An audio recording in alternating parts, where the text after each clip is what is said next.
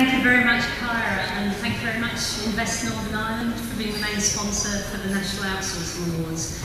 I think it's often when you come up and speak at conferences that it's only you between the audience and their drinks. I think it's the first time I've been the only person between the audience and the star performer later on, so I'll try and be brief with my comments. Kyra asked if I would share a few views on outsourcing and offshoring and where that may be going, where next. And I think today it's true that outsourcing is also synonymous with offshoring. And I think it's also true that if you look at offshoring, it's been particularly true that that's been synonymous with India.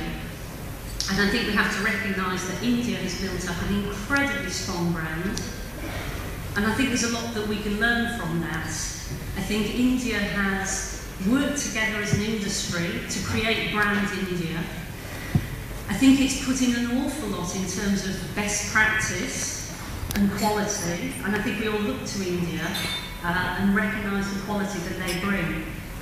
But I wanted to share some thoughts as to where offshoring is perhaps changing and moving forward, going forward. And I think if you look, you can see that the landscape is changing. It's becoming enriched. There are a lot more countries now becoming involved. And even the National Outsourcing Association, that we've known for many years, Martin, I think, it's got that term national in it, but even the National Outsourcing Association has the European Outsourcing Association now. Even it is globalising. I think in the audience today we have members from Sri Lanka, from the Philippines, from Russia, from Malaysia here, as well as Northern Ireland and of course from India. So I see the landscape as becoming more diverse, and I think countries are going to start to develop their own capabilities and skills and areas of competence that you start to look at when you're offshoring. I think from a perspective of Steria, which was Xansa yesterday, we actually have been in India for 10 years, but 2 years ago decided to invest in Northern Ireland. Why did we do that? We did that because we recognised that for the customer we worked for, it was necessary to be close to their customers, be local, be sensitive to the local environment.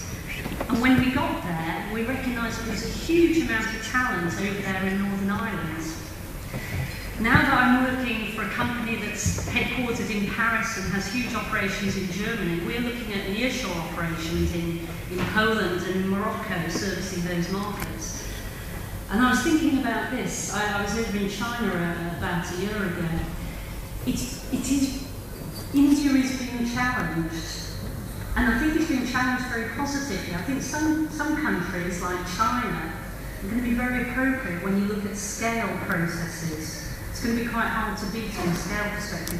So countries are going to have to start to differentiate and work out what are their core competencies, where in the value chain do we want to play. And equally for suppliers, for clients, they're going to be saying, what is my target operating model? I think I've now decided what I want to be, but how am I going to truly leverage global sourcing? Do I just choose one country? What percentage of my business is in that one country? Should I be looking at the geopolitical risks? How do I manage global delivery across multiple locations?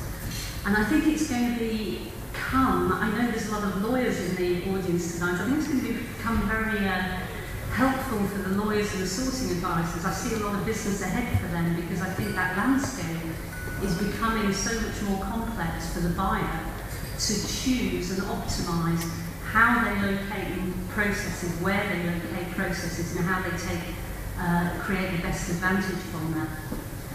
So I'm not going to say too much more, other than I think the reflection from tonight is that we now have a much more diverse audience than we've had in the past. I think that global sourcing is a huge opportunity today, and I think that the companies that are represented here are the companies that have embraced global sourcing, and those are the companies that are really going to leverage and take advantage of it and be successful. I think if you see it as a threat, it will be a threat. I think if you see it as an opportunity, it will be a huge opportunity for all of us.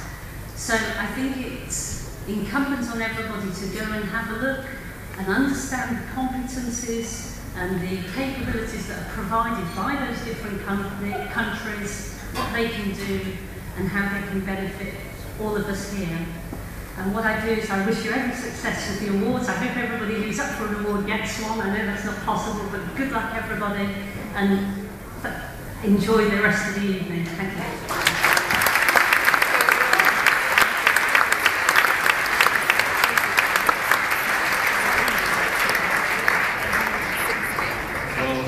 So it's come to that time now, time to make the awards. And to do that, we've got a very special guest tonight in Fred McCauley.